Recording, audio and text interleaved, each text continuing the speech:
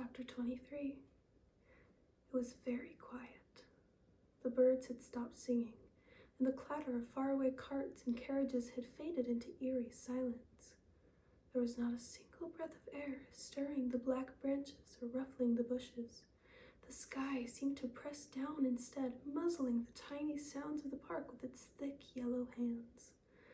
Alone on her bench, Holly gazed out at the swamp of mud before her and tried to remember all the wonderful things that had happened in the past 3 days. It was growing more and more difficult remembering, for her heart fluttered and knocked against her ribs like a trapped bird. If only I could breathe. No, I can't think like that. It'll make me desperate. Gotta save up. He's coming. Heracon is coming. No, don't think that. No. Think how lucky it is. What? I forgot. Oh, yes, now I remember. That Jeremy agreed to go back for Lexi, Euphemia, and Empy. Papa will get them home, and Jeremy won't be here when the worst of it happens. Mustn't give in, no matter what. Don't be silly, not much longer now. Christopher's safe, it will just be me. Just me. No one else is in danger. If only I could breathe. She wavered and collapsed into blissful darkness, velvet smooth. No, must wake up, she told herself, and opened her eyes. She could see perfectly clearly now. There was something moving down in this swampy meadow, something underneath the earth. The grass-clotted mud was heaving up, buckling and lurching, and then, before her horrified eyes, it spewed forth a shrunken yellow creature who seemed to ooze a vile white syrup from its pores. The thing swiveled its head, casting about for what it desired, and then it saw her. Its face split into a grin, and it beckoned, extending a long, limp finger in her direction. Holly struggled to rise to her feet, for her panic could not surmount her weakness, and she fell back. Again, she begged her feet to carry her, but they could not. The long, rubbery finger seemed to grow. It was almost reaching her, and Holly recoiled, shutting her eyes against the horror of its touch. Déjà vu, Holly? It was Heracon's voice. The shriveled creature was gone, and the warlock stood before her in his familiar guise, grinning. Holly said wearily, "That was cruel. That was nothing. I've had ample time to think about every detail of this day, my darling. You wouldn't begrudge me a moment's fun, would you? I've been planning that one for 10 years. I'm sure, but you look unwell, Holly. Do you find the weather unseasonable?" Holly gazed at him unsteadily and took a deep breath. "Why are you bothering with all this talk? It's over. Christopher's safe," she said with a gasp. "He's got the locket. Tundra's dead. I'm all alone. I'll never be yours. You know that. I'll never give you my heart. I'm not afraid to die." Heracon opened his mouth. Holly looked away and snapped it shut. "Oh, you'll die soon enough," he said bitterly. "But I have an idea, a hope. It's really quite possible, though I'm not certain. However, I can wait. You'll find me a very patient husband, darling." He ran a long, ragged finger along her arm, and Holly recoiled. "At the very least, I'll have the pleasure of watching Nicholas come too late to save you. Oh, you're looking worse and worse, Holly. Did you know that? Your heart is melting. Look at your hands. They're transparent." Holly glanced down and saw that he had told the truth. Her skin was becoming clear and brittle, like glass. As her blood faded and gave way, her breath became more labored. She felt as if her lungs were hardening into something sharp and fragile, too. Each breath was piercing. "Holly, give up." Heracon's flat eyes looked almost human. "You aren't meant for a painful death. Say the word, just one little yes, and I'll save you. I'll reach into your heart and make you whole again. You'll feel neither pain nor sorrow ever again for all eternity." Holly, scarcely able to speak now, whispered, "No, never. I choose this." At that moment, as Heracon's claw wavered in the thick air, a voice shouted across the empty landscape, "Holly!" Heracon faded from Holly's side. It was Christopher. She couldn't see any longer, but he saw her, and the sight froze his soul. Holly had turned to glass. She lay before him still as death, and his first thought was that she had never been any more than an illusion. He felt his heart breaking. "No!" he cried, falling to his knees at her side, willing her to be alive. "Take it!" he commanded, pressing the golden locket into her icy hands. He could see it glimmer through her palms. "Christopher, don't do this," begged Holly. "You promised me." "Thank goodness you're alive," he said, bending close to her. "I can bear anything if only you're alive." "Take it back," she pleaded. Already the locket was working its magic. Her breath did not feel like knives now, and her glass skin was less fragile, but she dreaded the feeling of her returning life because she knew what the price would be. "You promised that you wouldn't give it up." "I promised I wouldn't give it up to him. I didn't say anything about you." Holly was able to lift her head now. She looked about, but Heracon had disappeared. "He's here, even if we can't see him. Please, Christopher, he'll kill you." She held out the locket with shaking hands. "No, Holly," he said, looking at her tenderly. "If this saves you, it saves me as well, even if I die." Suddenly, a scabbed silver figure appeared. Wordlessly, the creature stared at Christopher with his yellowed eyes, and then he raised his hand. Christopher glanced at the creature, and his face registered no fear. "Goodbye, my Holly," he said. As though he counted time in years instead of minutes, he raised her soft hand to his lips and kissed it lingeringly. "I believe you."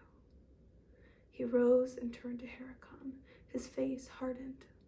I'll not make it easy for you," he said, stepping toward the shrunken warlock. In all the centuries of his immortal life, no human had ever moved toward Heracon, but only away. He was shaken, Holly saw, by Christopher's steady advance. He wavered, took a step back, and then rallied. "You won't make it easy for me," Heracon sneered. "Well, how courageous. This promises to be more amusing than I expected. Do tell me how you intend to make it difficult." Christopher lunged for him, wrapping his strong hands around the warlock's throat. Heracon let out a surprised grunt and stumbled back, and for a moment he seemed unable to speak. Then he gathered together his forces and let forth a roar. "You dare to lay hands on me, you worm!" he screamed. "You will die!" He raised his arms, and there came a mighty, grinding roar, and the lowering purple clouds suddenly met in a murderous crash. The silence that had lain over the land so threateningly erupted into a heaving, tossing storm, and the trees thrashed together as if they were sticks held by giants. The meadow's smooth curves buckled and furrowed as though something boiled beneath the ground. Holly closed her eyes. She could not bear to see the end. But then, though the wind wailed and seethed, though the trees lurched from the muddy ground as if bent for their own destruction, though the mad buzzing of the insects underground droned louder than ever, a soft, even sound suddenly made itself heard. It was rhythmic. It was moving closer and closer. It was the sound of hundreds of people, children and grown-ups both, summoned by the dream dolls they held in their hands. Gracefully, drawn by some force that made them as light as air and as strong as love, they moved toward the meadow in a great arc. In the thick glow of the heat, they seemed to shimmer, and she rubbed her eyes. But they were still there when she looked again. There was Jeremy at the front, with Empy under his arm and Sidewalk at his feet. Phoebe and her brothers, Louise and her grandfather, Mr. Kleiner with his hand in Mrs. Kleiner's.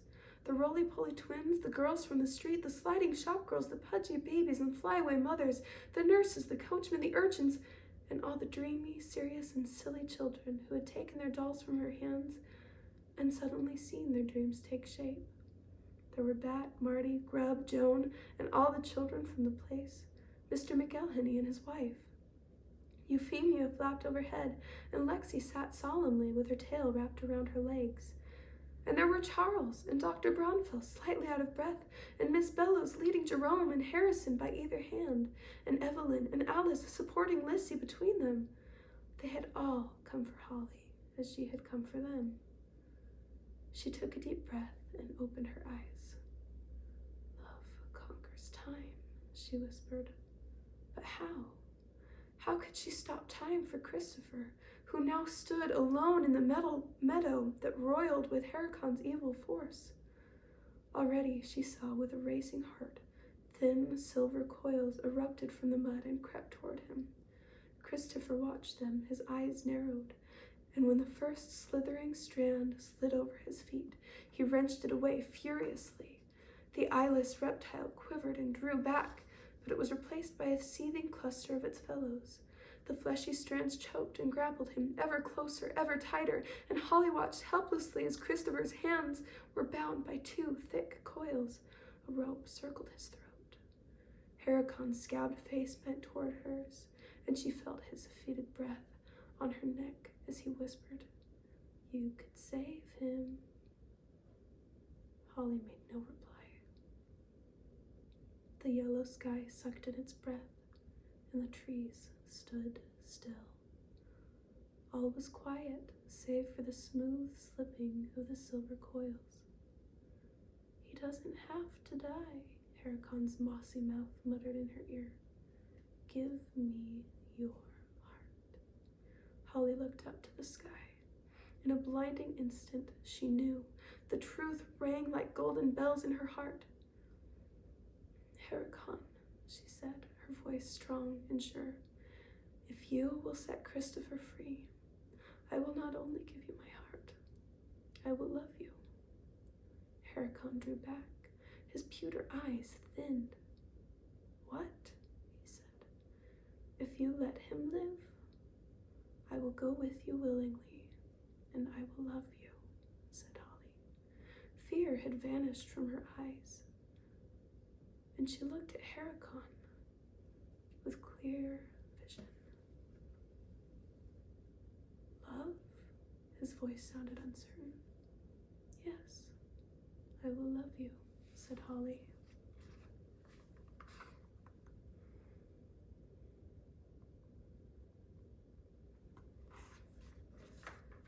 It was the one thing he had never planned for. He shivered at the weakness he felt moving through his hollow veins. "Me," he stuttered. "You would love me?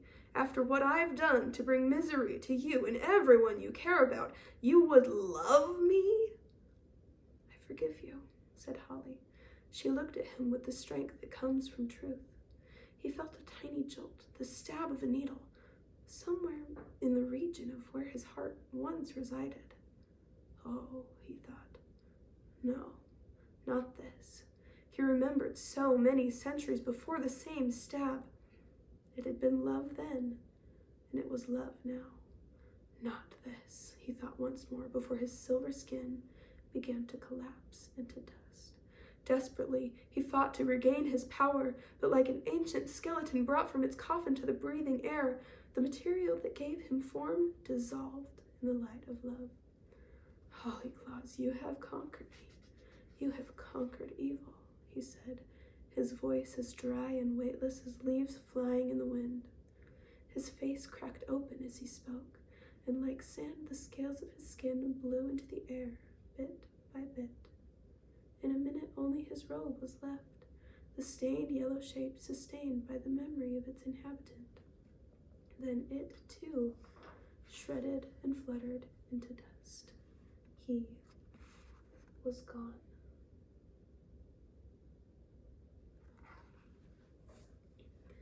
Snow began to fall quietly. Holly drew her fingers through the thin gray powder that was scattered on the bench. Then she blew it away and stood up to meet Christopher. He limped toward her, mud-spattered but alive, and she stretched out her hand with the locket in it. His fingers met hers, and they twined together, and the necklace began to shine with the radiance of a star. "Hello," Holly whispered. "Hello," he said softly. "Thank you for my life." Their eyes locked together and spoke all the words they could not say, until suddenly Holly shivered. She looked up to the falling snow and smiled. "I'm not certain, but Christopher pulled off his coat and wrapped it around her shoulders, and then, together, they approached the watching crowd. There was a soft sound above. Christopher, Holly, and Jeremy looked up to see the gilded angel of the park, who for years had been standing so stiffly atop her fountain, flying in lazy circles above their heads. They looked in silent wonder at the golden creature against the snow. They were rewarded with golden feathers that drifted into their fingers as lightly as clouds. The angel smiled down at them and called, "The curse is broken. New souls are streaming into the immortal world, and magical creatures are going home to the mortals who need them. Love has prevailed, and Christmas is come." There was a faint ringing in the air. Holly, to whom the sound was as familiar as the tick of a clock, called to the children, "It's Santa Claus!"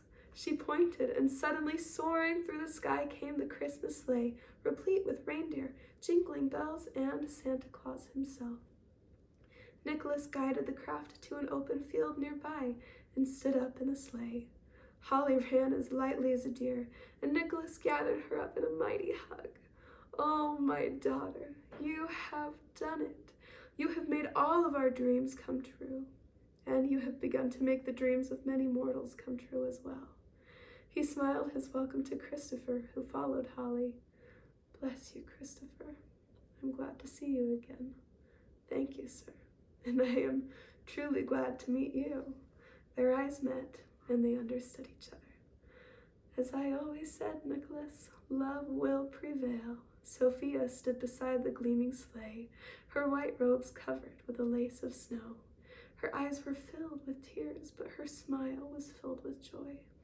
"My dearest child, you have succeeded where I could not, and in doing so, you take your place among the immortals. I honor you, and I love you." Gracefully, she bowed to Holly. "No, don't bow to me, Sophia," said Holly, seizing her godmother's hand and lifting her. "There is no need. I could not be who I am without you. Your love and your wisdom have taught me everything." Sophia turned now to Christopher. "I have known you for many years," she said gently. "Welcome." "You know me?" Christopher said, mystified. "Of course," she answered, "for it was your heart that called Holly's into the universe. You were more willing to give than to receive, and now you and your message are immortalized. You are one of us. You are immortal, Christopher." Holly turned to him. Don't you see? Don't you see, Christopher? The story began with you." Holly turned to Jeremy. "My dear, I must return to my home now. But I will return to you in your dreams. Remember," she said urgently, "remember your dreams. Don't give them up. You will become what you choose to dream. Believe in yourself. Goodbye, Jeremy. I'll see you again," she said. "I know I will." He rubbed his nose violently. "No, I'll be okay." "I know. Thank you for all you taught me." Jeremy did not answer, but he straightened and smiled proudly. One by one, Holly took her leave of her friends with a few special words. Some cried and some clung to her, but most were smiling as she turned away. Finally, she was finished. Christopher took her hand protectively as they returned to the sleigh. "Shall we?" said Nicholas, gesturing them in. Holly began to step forward and then stopped. "No," she said thoughtfully. "No, thank you, Papa." "What? Why?" asked Nicholas, bewildered. Again, the faint ringing of bells sounded in the drifting snow, far away, but coming closer and closer. Again, hundreds of eyes scanned the sky. A gilded sleigh, drawn by 9 magical rainbow deer, swooped among the clouds and came to rest near the Christmas sleigh. "Nice shade of purple," offered Donner. "Thanks," said Meteor, hiding a grin. "Did you want us, Holly?" "Yes, please, Meteor," replied Holly with a luminous smile. She turned to her father. "You understand, don't you, Papa? Christopher and I will go together." Nicholas nodded. "I understand, my love." He was suddenly very absorbed in adjusting Blitzen's bridle. "Now stop it," he said sternly to himself, just as he heard Holly give a wild gasp. He turned in alarm to see her running madly through the deepening snow. "What's she doing?" "I don't know," said Christopher, looking after Holly in confusion. "What on earth? What is that thing?" It was a streak of white, barely visible against the snow, and it was racing toward Holly the way fire races across paper. The two figures collided, and Holly was on her knees in the snow, her face buried in Tundra's fur, laughing and crying at the same time. "Oh, my dearest friend, I thought my heart would break. I thought you were dead."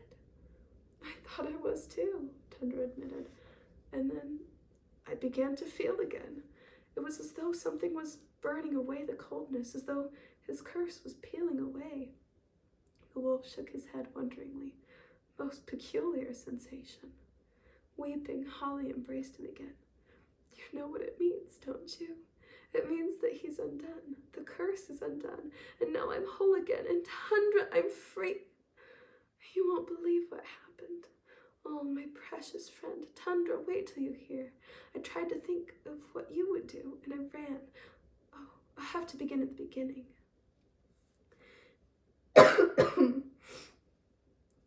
For a few minutes, Tundra's heart was too full for speech, and he let Holly babble on. Then he bumped her head with his nose and sat back. "I can tell that it's all right. I know that somehow you've broken the curse, and Heracon is gone, and you are safe. That's all I need to know now." Lexi, leaping through the snow, joined them, and Euphemia flapped down too. Empy, waddling, was slower, but they waited for him. "I didn't think we'd see you again, Tundra," said Lexi. "I thought we were all goners." "An adventure, to be sure," said Euphemia. "I'm glad it's over," said Empy. "Everything will be back together again." "Everything will be back together again," repeated Holly, stroking Tundra and Empy. The five friends plodded through the soggy snow, back to the waiting sleighs. Christopher watched Holly approach, and Tundra, catching sight of his eyes, stole a glance at Holly's answering gaze. Together again, but not the same, he thought. He turned toward Nicholas in the Christmas sleigh. "Tundra," said Nicholas simply, "I am glad to have you back." "Thank you, sire. I see that you are in the midst of your duties. May I accompany you?" "Ah, Tundra, you would be only too welcome. But Holly will now embark on another journey, and I know that she will want her friends at her side," said Nicholas. "You cannot be parted from her now." Holly smiled from Christopher's side. "Yes, Tundra, there is one last step to our mortal journey. We have dolls to deliver." Tundra understood. "Dream dolls? Of course! We've only just begun to make dreams come true. Can we come too?" said Lexi. She jumped into the gilded sleigh without waiting for an answer. "Of course," Holly laughed. "Didn't we find out today that we can't manage without one another?" Following the fox, Euphemia settled herself upon the scrolled back of the sleigh, and Empy managed to lurch onto the floor, where he fell into an instant slumber. Christopher and Holly settled themselves with blankets snug around them, and Holly leaned forward, gathering the reins into her hands, and exclaimed, "It's time to begin." Meteor lifted the sleigh into the darkening sky. "Merry Christmas," Holly called. She leaned over the edge of the sleigh, and 2 tears dropped into the air. The 2 drops quivered slightly and turned to the snow. They hung in the air for a moment, and then they spiraled down to the waiting earth.